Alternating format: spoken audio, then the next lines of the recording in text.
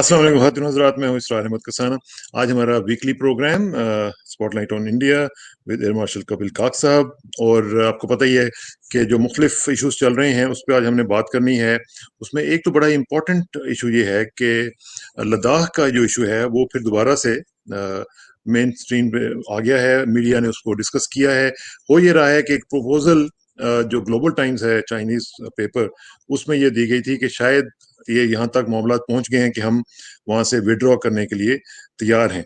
तो उसके ऊपर डिस्कशन जो है वो इंडियन मीडिया में भी शुरू हुई, चाइनीज मीडिया में भी शुरू हुई, और उसका जरा तजिया करेंगे कि उस पर लेटेस्ट क्या सिचुएशन है और कितना मीनिंगफुल ये बात है, इसके ऊपर कितना यकीन भी किया जा सकता है कि नहीं, और ये प्लान है क्या, इसकी भी जरा तजिया करने की कोशिश करेंगे। सेकेंडली, आपको पता है एससीओ की जो मीटिंग हुई थी उसमें प्राइम मिनिस्टर इमरान भी थे, प्राइम मिनिस्टर मोदी भी थे, शी जिनपिंग भी थे, और भी थे। तो उसका भी जरा तजिया करेंगे कि कितनी इंपॉर्टेंट मीटिंग थी वो, और उसमें क्या क्या चीजें डिस्कस हुई हैं और उसका आगे जाके क्या इम्पैक्ट होगा। और तीसरा ये है कि कश्मीर में, जम्मू कश्मीर के इलाके में डिस्ट्रिक्ट डेवलपमेंट काउंसिल जो है उनके इलेक्शंस जो हैं वो होने जा रहे हैं, उसका क्या इम्पैक्ट पड़ेगा, उसका भी जरा तजिया करेंगे।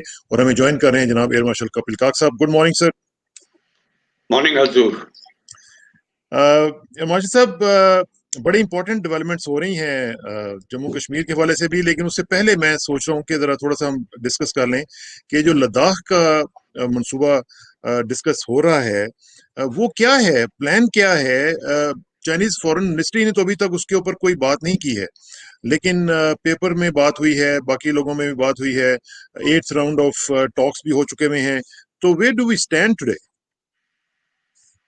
ये देखिए, बैनुल अक़वामी जो मामले रहते हैं, कभी कभी सरकारें चुप रहती हैं और मीडिया, थिंक टैंक्स, उनको बात करने की पूरी जानकारी है, तो वो फीड इन फीड आउट होता है। तो मतलब सिग्नलिंग भी होती है, एक तरीके से इशारे भेजे जाते हैं। तो जहां तक आपके नाजरीन जानते हैं कि 8वां राउंड 6 तारीख को हुआ, 7-8 दिन पहले। तो उस पे जो मुश्तरका बयान दोनों साइड से जॉइंट स्टेटमेंट आया, तो उस पे सिर्फ नॉर्मल बातचीत हुई कि मतलब अमन होना चाहिए, रिस्ट्रेंट होना चाहिए, एस्केलेशन नहीं होनी चाहिए। कोई इस तजवीज के बारे में कोई बातचीत नहीं हुई है। पर जहां तक हमारे मीडिया की बात है, उन्होंने ये मुद्दा उठाया है, उस पर बातचीत हुई है। जैसे आपने खुद कहा, ग्लोबल टाइम्स की रिएक्शंस आई हैं, हमारे मीडिया में भी, टेलीविजन मीडिया और प्रिंट मीडिया में इसके बारे में बातचीत, मुद्दे के बारे में बातचीत हुई है। पहले जब मुश्तरका बयान में एक तरीके से वन ऑन वन मीटिंग भी हुई है। ये मुझे कोई ऑफिशियली इसकी कंफर्मेशन नहीं है, पर मीडिया हमारा कहता है कि एक वन ऑन वन मीटिंग हुई थी, जो पीजे कमांडर्स के। लेफ्टिनेंट पीजे मेनन हैं, 14 कोर कमांडर के, जो लेह के कोर कमांडर हैं, और उनकी तरफ से जनूबी सिंजियांग डिस्ट्रिक्ट, मिलिट्री डिस्ट्रिक्ट के कमांडर, जो लेफ्टिनेंट जनरल, मेजर जनरल लिू लिन हैं।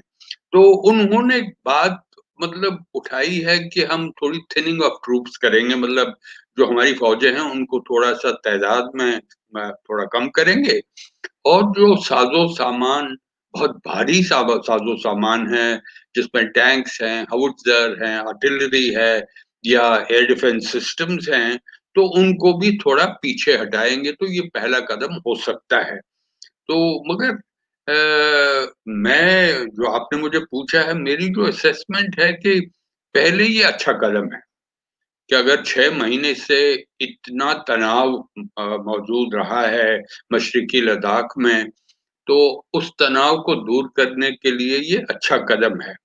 तो इससे एक तो चीन कहता आ रहा है कि पहले से भी, कि जो जनूबी चुशूल एरिया में 29 और 30 अगस्त की रात को एक हैरत अंगेज कार्रवाई हम भारत की फौजों ने की, कि वो जो कैलाश रेंज की हाइट्स हैं, तो उनको ऑक्यूपाई किया, वो एलएसी के उस साइड पे। तो मतलब एक तरीके की जो टैक्टिकल सूरत हाल उस इलाके में है, वो भारत के फेवर में आ गई है उस कदम से। तो ये बहुत अहमियत रखता है। तीसरी जो बात है कि चीन कहता आ रहा है कि आप उन हाइट्स को वेकेट करिएगा, जी तो तभी हम आगे बढ़ सकते हैं। ये बिल्कुल डटे रहे हैं, मगर वो पहली बार जो हमारे सामने बात आई है वो ये है कि वो तैयार हैं कि आपको नाज़रीन को ये मतलब टैक्टिकल पूरी सिचुएशन जानने की मेरे ख्याल में ज़रूरत तो है, मगर मैं बिल्कुल संक्षेप में थोड़ा ब्रीफली सा, हाँ बताऊँगा हाँ कि फिंगर 8 जो चुशूल सेक्टर में है, वहाँ हिंदुस्तान के जो पर्सपेक्टिव से एलओसी वहाँ लाइन ऑफ एक्चुअल कंट्रोल वहाँ है। और ठीक। चीन कहता है कि लाइन ऑफ एक्चुअल कंट्रोल मतलब फिंगर बाउंड्री जो है वो फिंगर 4 फिंगर में। फोर, हाँ अभी फिंगर फोर। तक इतने 10, 15, 20 साल से दोनों साइडों पेट्रोल कर रहे हैं 4 और 8 पे। चीनी फोर्सेस 8 पे है और रहे हैं और 4 फिंगर पे भारतीय फौज रही है। जो मई में चीन ने कार्रवाई पीएलए ने कार्रवाई की, वो फिंगर 8 से फिंगर 4 पे पहुंच गए। और पहुंच गए, ठीक। तो मतलब एक तरीके की मेजर इंट्रूजन हुई है। तो इस पे क्या हुआ है कि अब वो तैयार हैं वापस जाने के लिए, मगर वो ठीक। कह रहे हैं कि पहले आप जनूबी चुशूल की जो हाइट्स आपने ऑक्यूपाई की हैं, वो उनके टैक्टिकली उनके फेवर में नहीं है, क्योंकि उन ऊंचाइयों से पूरा चीन में क्या हो रहा है उनके इलाके में, वो पूरी जानकारी आप आंखों से देख सकते हैं। मोल्डो गार्जन में क्या हो रहा है, इनग्रेस कहाँ हो रही है, वहां ट्रुप्स कहाँ हैं, टेंट्स कितने बड़े हैं। तो ये तो एक बात है। इसके साथ ही मुझे लगता है, मैं आपके साथ शेयर करना चाहता हूँ जी हाँ। मेरे एनालिसिस से कि अ, चीन थोड़ा सा देखो, हिंदुस्तान और पाकिस्तान के जो फौजें हैं पिछले 70 साल से बर्फीले इलाकाओं में ऊंचाइयों पे डिप्लॉय है। तो माउंटेन वॉरफेयर के मतलब एक्सपर्ट हैं। इतनी एक्सपीरियंस है बर्फीले इलाकों में। चीन जो करता आ रहा है वो सिर्फ तिब्बत में आते थे विंटर डिप्लॉयमेंट के लिए, एक तरीके की एक्सरसाइज होती थी। वो रेगुलरली वो इस ऊंचाइयों पे 15,000 की ऊंचाइयों पे, वो भी बर्फीले इलाकों में, अभी इस वक्त जो मैं आपसे बात कर रहा हूँ वहां जो तापमान है, टेम्परेचर है, वो -30 -40 पे पहुंच गया है अभी। अभी विंटर आया नहीं। हाँ, तो मतलब आप समझिए ये कितने।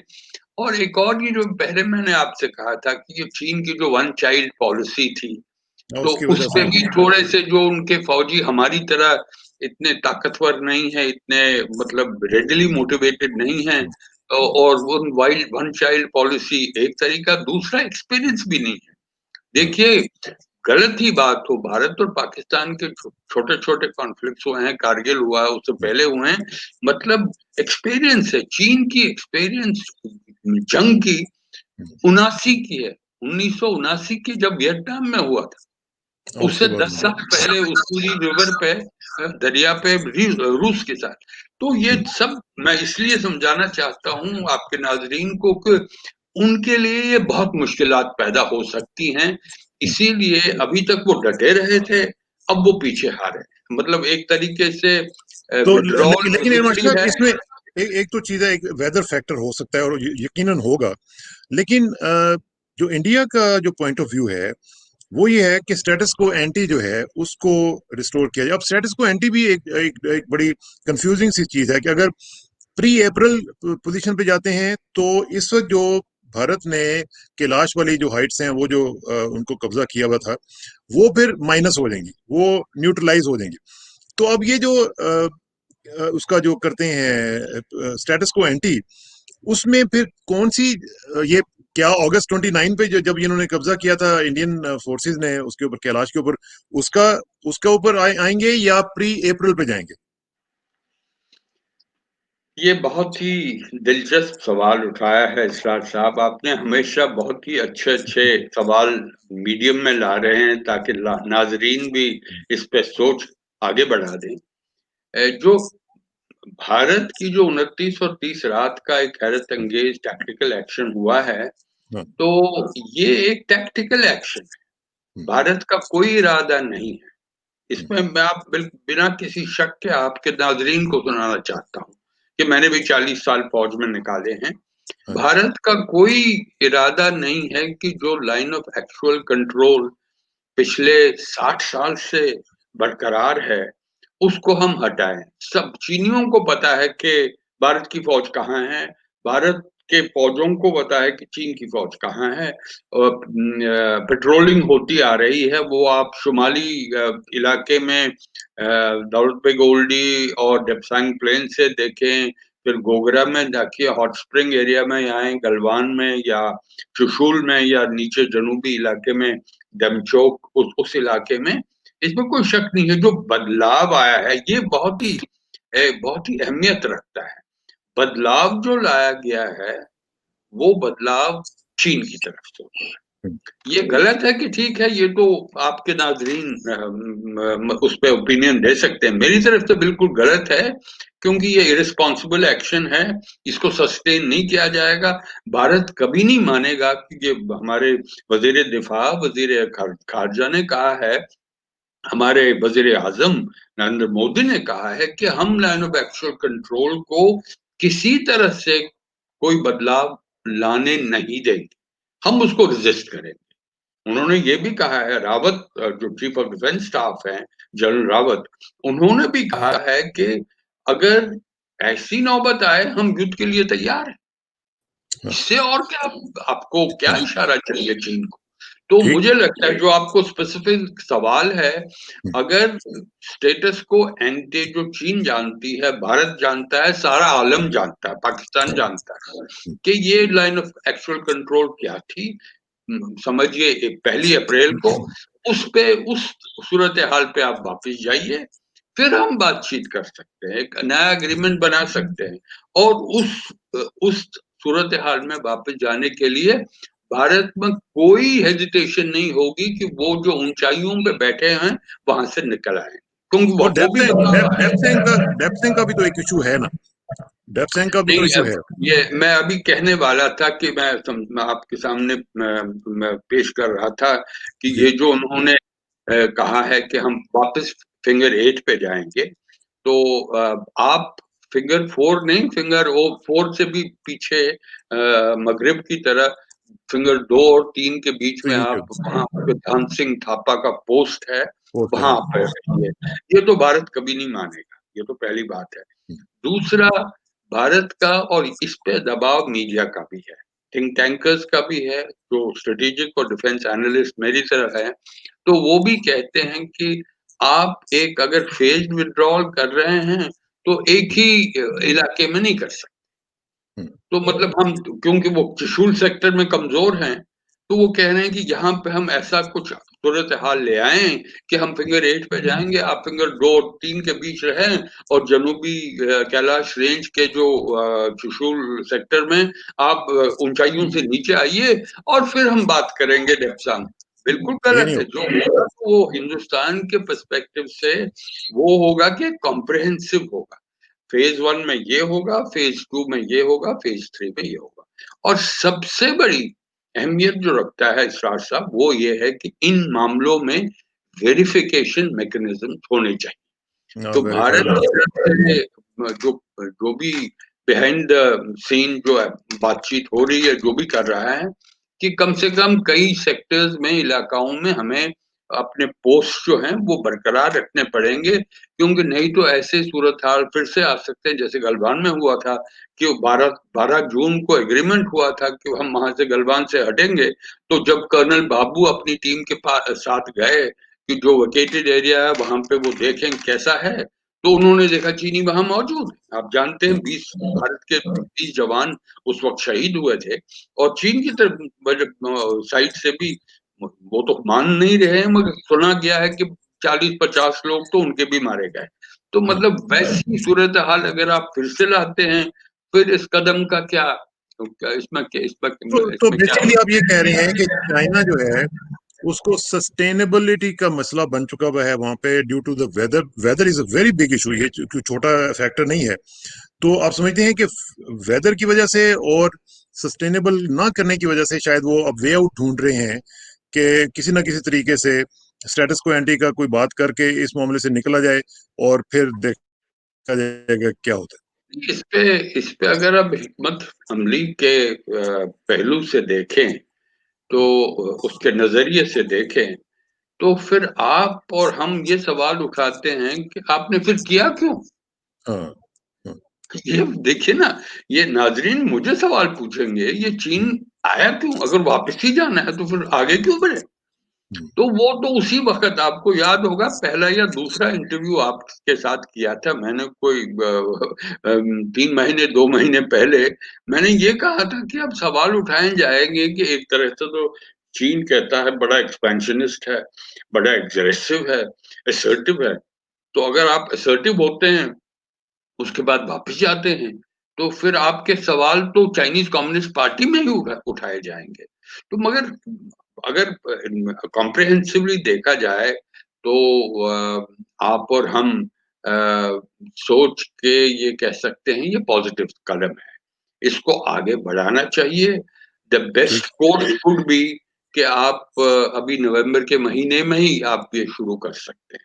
द हाँ, वर्स्ट हाँ, कोर्स कैन बी बिकॉज़ अगर आपका जैसे आपका सवाल था सस्टेनेबिलिटी उनके लिए प्रॉब्लम नहीं है, हमारे लिए प्रॉब्लम हाँ, क्योंकि उनके लिए प्लेन्स है वहाँ पे। हाँ, ये है कि टेम्परेचर बहुत कम है, बहुत बर्फीला इलाका है, मगर हमें लॉजिस्टिकली मतलब अभी तो सड़कें बंद हो जाएँगी। हाँ, उनको सड़कों के बंद होने की प्रॉब्लम नहीं है, हाँ, मगर जो कैपेबिलिटी है डिप्लॉयमेंट की, उस पे वो कमज़ोर है। हम हाँ, भारत मजबूत है, क्योंकि हम तो पिछले 70 साल से बर्फीले इलाकाओं कर में रहे रह रहे हैं। हैं। हाँ, तो मतलब इनको कॉम्प्रिहेंसिवली अगले देखें, मुझे मुझे लगता है कि पब्लिक ओपिनियन, मीडिया का भी इसमें एक बहुत ही अहमियत रखता है। उन्हें भी ये एक तरीके का बहकाने वाली बात नहीं करनी चाहिए। ठीक बात। एक सियासतदानी का अपनाना है क्योंकि at the end of the day चीन हो या हम हो और आप जानते हैं पिछले 2-3 दिनों में लाइन ऑफ कंट्रोल में भी इतने काफ़ी। सीज़फायर वायलेशन हुए हैं, दोनों साइड से हुए हैं। मैं ये नहीं कह रहा हूँ कि अब हमारी तरफ से तो लोगों ने एडमिट किया है कि 11 लोग मरे हुए हैं, पाकिस्तान की सरकार ने कहा है कि 6 लोग मरे हुए हैं। मरे तो लोग ना, कॉमन लोग हाँ, मरे हैं, हाँ, ट्रूप्स मरे हैं, बच्चे मरे हैं। तो मतलब जो इस पूरे इलाके में जो मैं देखता हूँ ये टू फ्रंट हो या टू फ्रंट प्लस हो, मतलब इस रास्ते पे चलना एक मेरे ख्याल में खतरनाक बिल्कुल बात सही, है। बिल्कुल सही है। अच्छा, ज़रा दूसरा जो इश्यू है, वो है एससीओ की जो मीटिंग हुई है, उसमें प्राइम मिनिस्टर मोदी साहब ने भी स्पीच की। कितनी इम्पोर्टेंस है इस मीटिंग की, अगरचे वर्चुअल हुई है, लेकिन कितना इम्पोर्टेंस दे रहे हैं आप इसको? नहीं ये इम्पोर्टेंस शंघाई कोऑपरेशन ऑर्गेनाइजेशन या, ये मरकजी एशिया और उसके साथ रूस, चीन, ईरान, पाकिस्तान, हिंदुस्तान ये सब मिले हुए हैं। ये भी एक यूरेशिया का एक हिकमत अमली का एक कंस्ट्रक्ट है। इसमें दिलचस्प बात ये है कि अमेरिका इसमें मौजूद नहीं, रूस है, चीन है, बाकी मुल्क हैं। तो ये वो भी एक अहमियत रखता है। और इसकी जो फंडामेंटल बुनियादी जो रैशनल है, वो ये है कि अगर मल्टीपोलर वर्ल्ड में हम रहते हैं, तो हमें कुछ ऐसे स्ट्रक्चर्स होने चाहिए जिसपे आप जो हमारे निफ़ाद हैं, हर एक मुल्क के निफ़ाद हैं, सिक्योरिटी इंटरेस्ट्स हैं, तो उनको हम कैसे बरकरार कर सकते हैं। तो इसके लिए आपने जो सवाल पूछा इसकी इम्पोर्टेंस क्या है? ये 20वाँ राउंड है। ये 20वाँ राउंड है समिट का।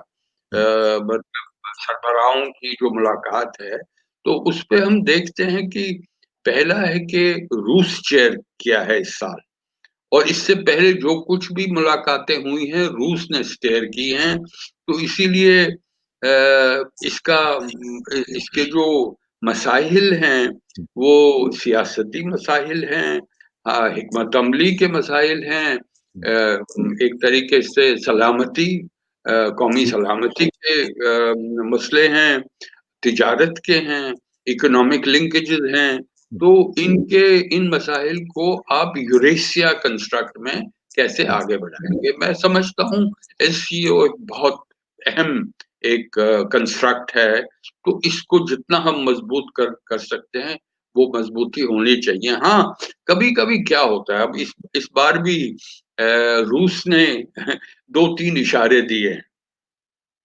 पहले इशारा तो चीन और हिंदुस्तान को दिया है। रूस के पुतिन साहब ने खुद कहा है कि अगर आप मशरिकी लद्दाख में ये एक तरीके की एस्केलेशन रखेंगे तो इसका इम्पैक्ट तो होगा, तो सारे इलाके पे हो।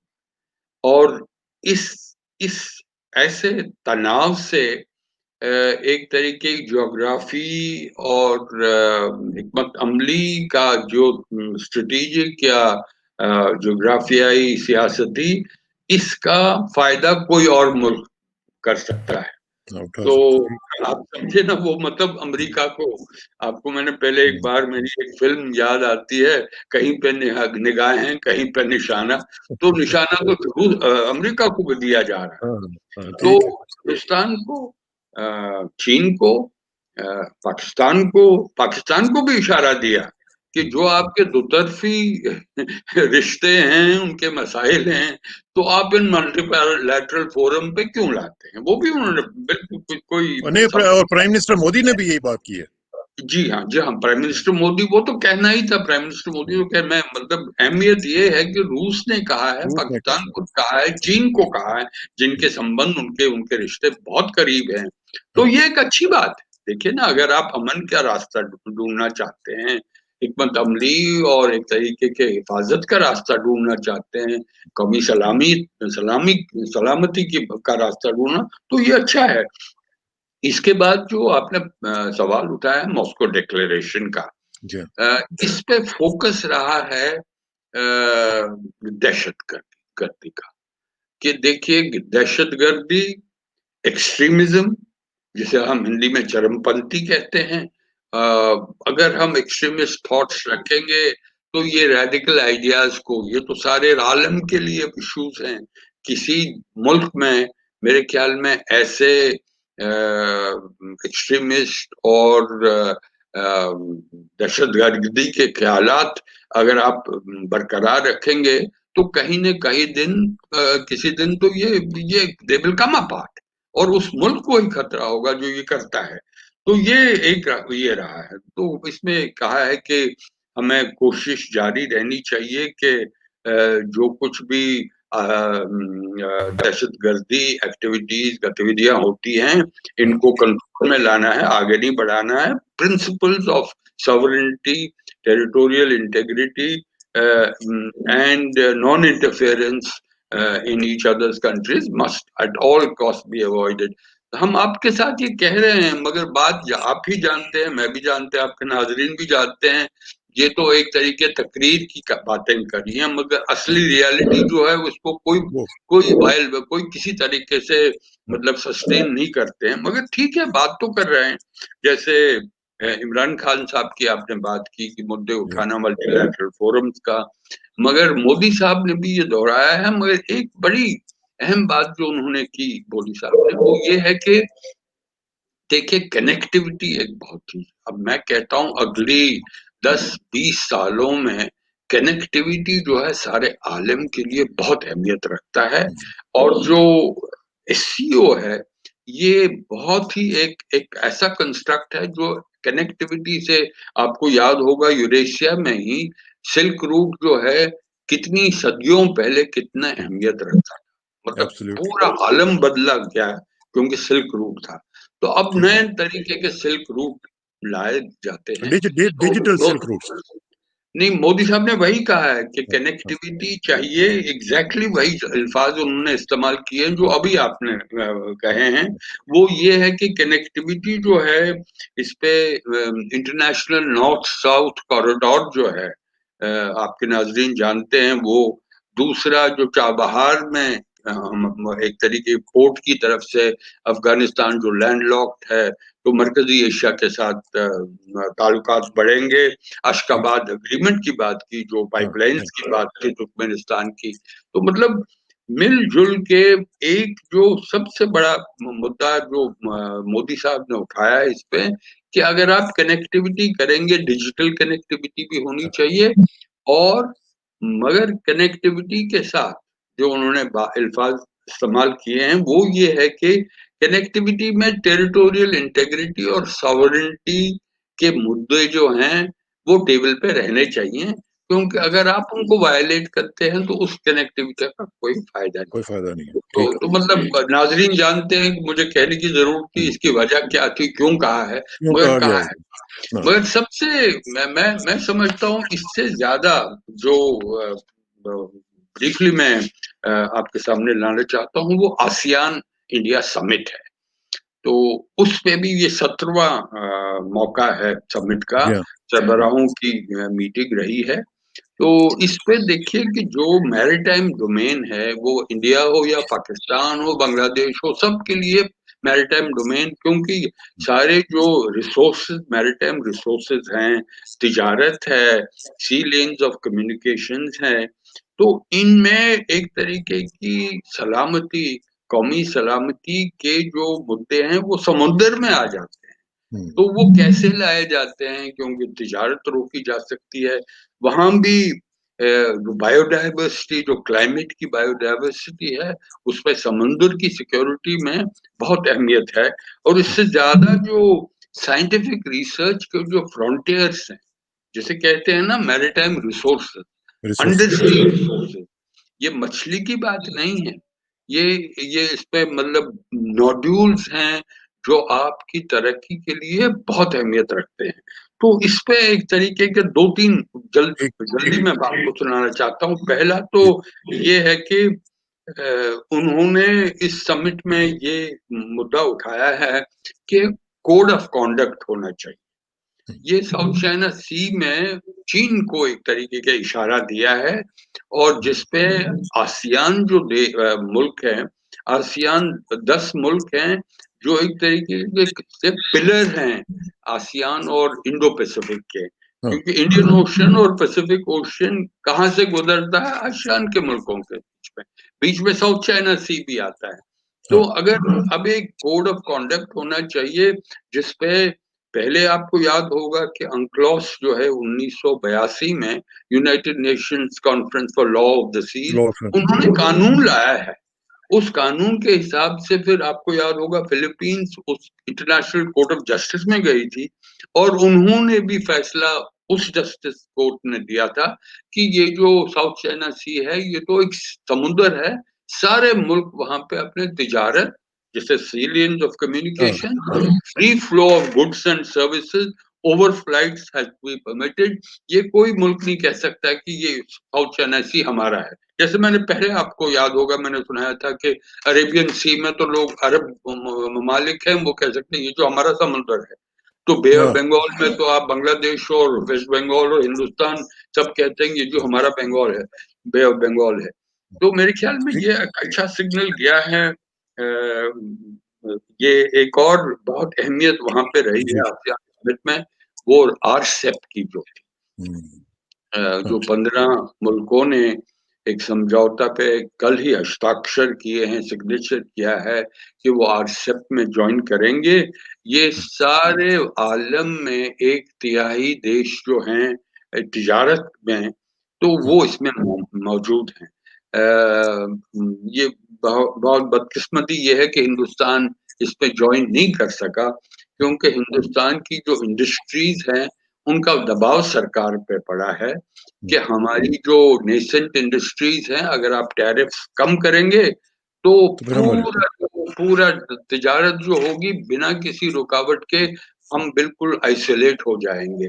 तो ठीक, ठीक। मेरे ख्याल में उन्होंने ये काम चले। कदम उठाया, हाँ, ठीक है। ये बड़े इंपॉर्टेंट डिसीजंस हैं। लेकिन आखिर में थोड़ा सा हम लोग जम्मू कश्मीर की भी बात कर लें कि वहाँ पे जो डिस्ट्रिक्ट डेवलपमेंट काउंसिल्स के इलेक्शंस हो रहे हैं, उनकी कितनी अहमियत है, क्या इंपॉर्टेंस है उनकी, मास्टर साहब? बहुत बहुत अहमियत रखता हूँ मैं। आप जानता हूँ मैं कश्मीर 24 मल्टीप्लाइड बाई 7, 24/7 कश्मीर संभाल रहा हूँ, दिलो दिमाग से और कश्मीरी की हैसियत से। हाँ, हाँ। क्योंकि जो हिंदुस्तान की मरकजी सरकार ने कदम उठाए हैं 5 अगस्त 2019 से, मैं हमेशा अपोज करता आ रहा हूँ, क्योंकि ये गैर कानूनी है, ये अनकॉन्स्टिट्यूशनल है, और एक तरीके से हिंदुस्तान के फेडरलिज्म के बिल्कुल खिलाफ है।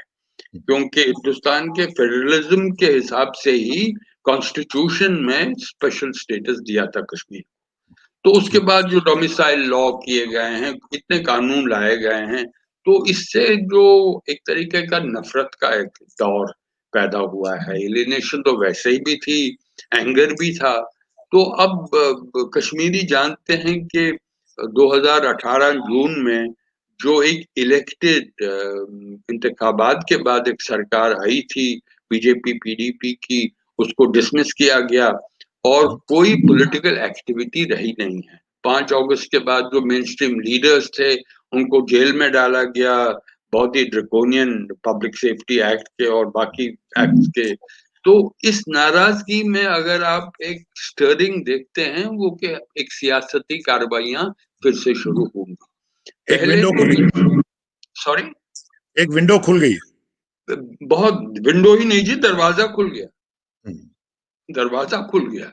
मैं ठीक। ये जो एक उम्मीद का रास्ता है कश्मीरियों के लिए, पहले तो उन्होंने सोचा, लीडरान ने सोचा कि वो जैसे पंचायत के इलेक्शंस थे वो उन्होंने उस वक्त मतलब रद्द कर दिए, हमने उनमें पार्टिसिपेट हिस्सा नहीं लेंगे। तो उस पे ऐसी बात है कि मैं आपको कहना चाहता हूँ कि 30-35 हजार जो पंचायत के पंच और सरपंच हैं, उनमें से आधे तो किसी ने कंटेस्ट ही नहीं किए, मतलब वो इलेक्शन भी आधे ही रहे क्योंकि उन्होंने उनको मेन स्ट्रीम पार्टीज ने उन्होंने अबैंडन किया कि हम नहीं आएंगे इस पे। अब उन्होंने एक अच्छा रास्ता ढूंढा है।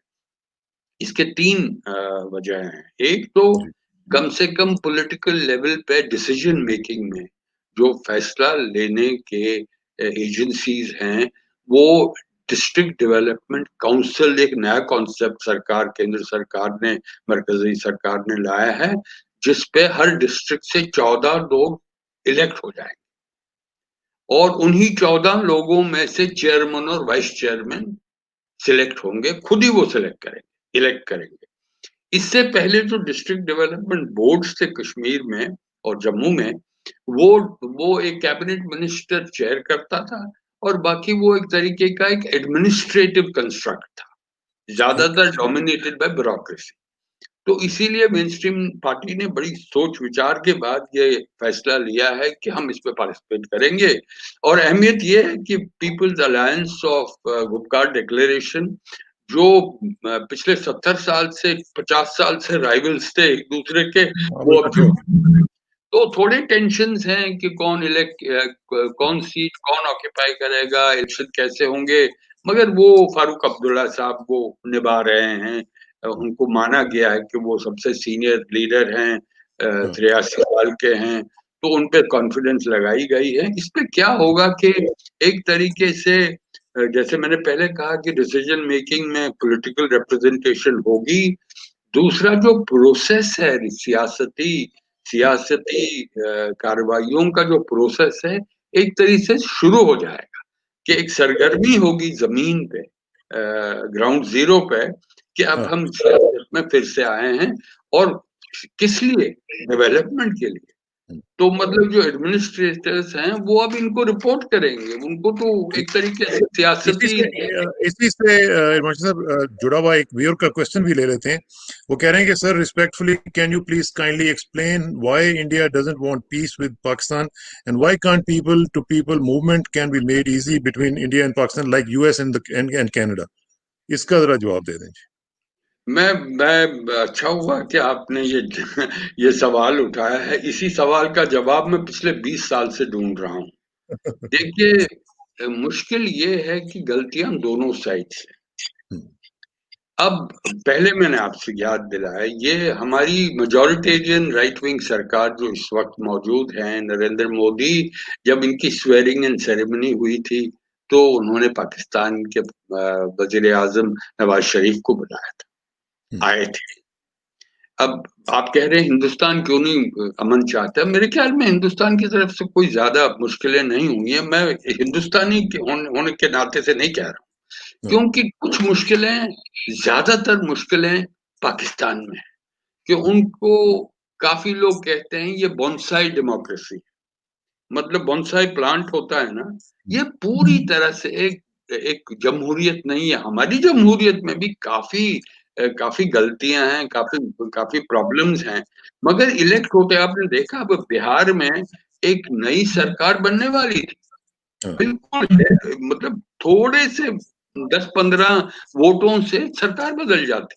जो नरेंद्र मोदी खुद ही इलेक्शन के लिए रैलीज कर रहे थे, वैसे अगर हम पाकिस्तान में लाए, और मैं फिर से वापस जवाब में पूरा नहीं किया, उसके बाद मोदी गए पाकिस्तान बिन बुलाए, काबुल में थे, बिन बुलाए वो पहुंचे।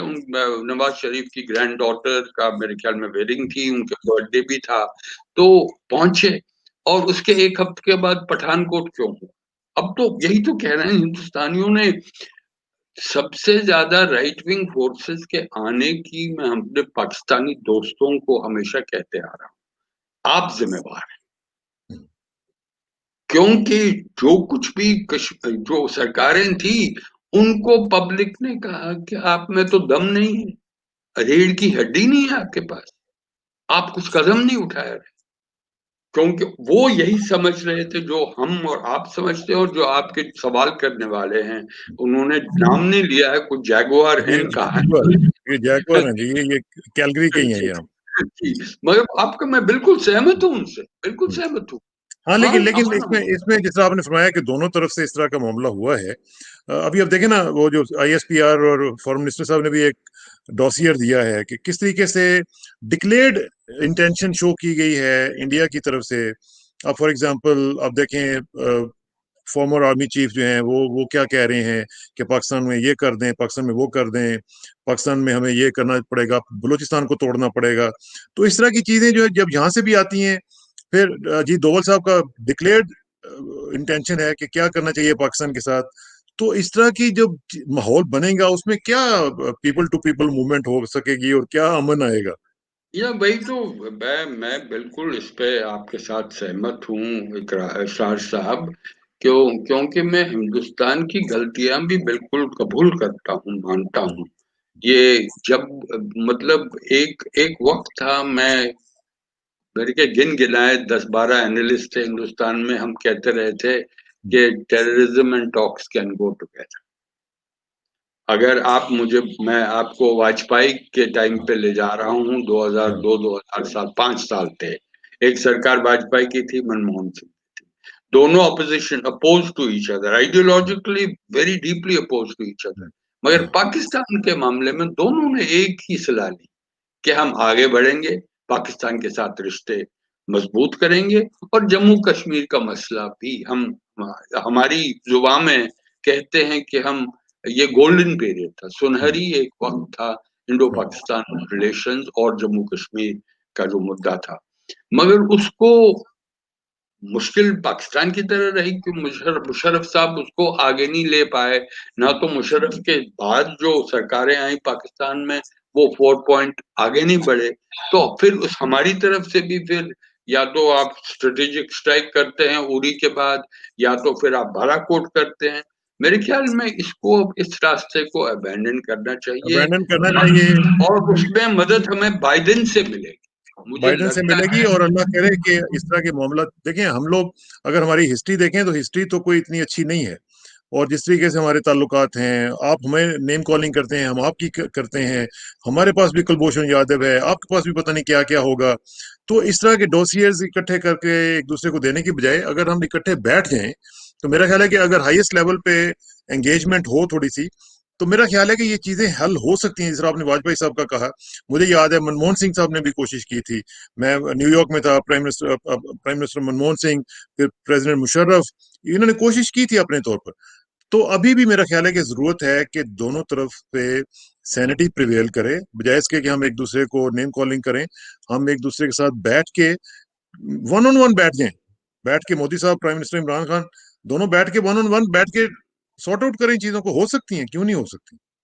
बिल्कुल मैं सहमत हूँ। मैं समझता हूँ कि पहला कदम जो इस पे है, वो बैक चैनल्स को एस्टेब्लिश करना, हाँ, ठीक पहला बात। कदम।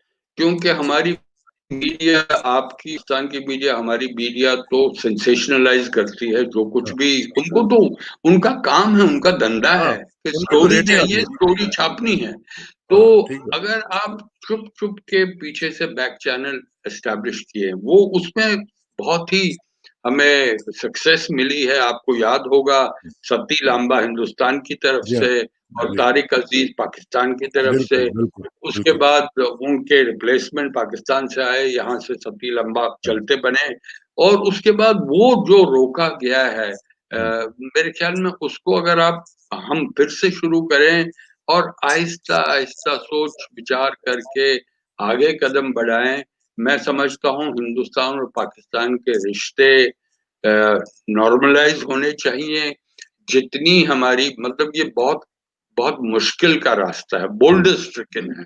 इस हाँ, सड़क पे सिर्फ बोल्डर है, गाड़ी सही बात। चलेगी नहीं। मगर आपकी गाड़ी चल सकती है अगर आप दोनों साइडों को ये सोचना है कि 21वीं सदी की ये दूसरी दशक है, तीसरी शुरू होने वाली है, तो हाँ, अब क्या हम आगे देख सकते हैं कि नॉर्मलाइज़ कैसे करते हैं? क्योंकि पीपल टू पीपल आप कह रहे हैं कि रिश्ते नॉर्मलाइज़ होने चाहिए, मैं कहता हूँ स्टूडेंट्स को जाइए ना, हाँ, अग दोनों एक्सचेंजेस होने चाहिए, students, academia, journalist, hmm, people to people, cultural activities. अब हाँ, शुमाली हिंदुस्तान में तो कल्चर्स तो कॉमन है।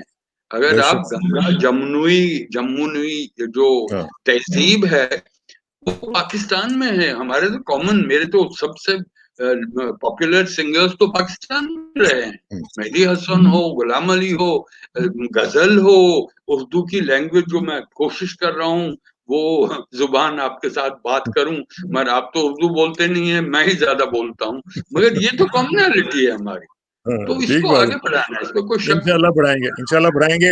इरमाद साहब आप जैसे लोग जो हैं, वो एक ब्लेसिंग है और हम उन्हीं इन्हीं की ब्लेसिंग को की कदर करते हुए आप जैसे लोगों को हम इंशाल्लाह यूटिलाइज़ करेंगे और एक फ़िज़ा बनाने की कोशिश करेंगे और यही this is what my main M is. तो इंशाल्लाह हम करेंगे इसको। आपका बहुत-बहुत शुक्रिया। आपसे इंशाल्लाह राब्ता रहेगा। Thank you very much for your insightful analysis. आज बहुत मज़ा आया आपसे गुफ्तगू करके एज़ यूजुअल और इंशाल्लाह गपशप का सिलसिला जारी रहेगा जी। बहुत-बहुत शुक्रिया। Thank you very much. बहुत बहुत शुक्रिया। Have a thank you wonderful day. Very much. Thank you thank you very sir. Much. Thank you.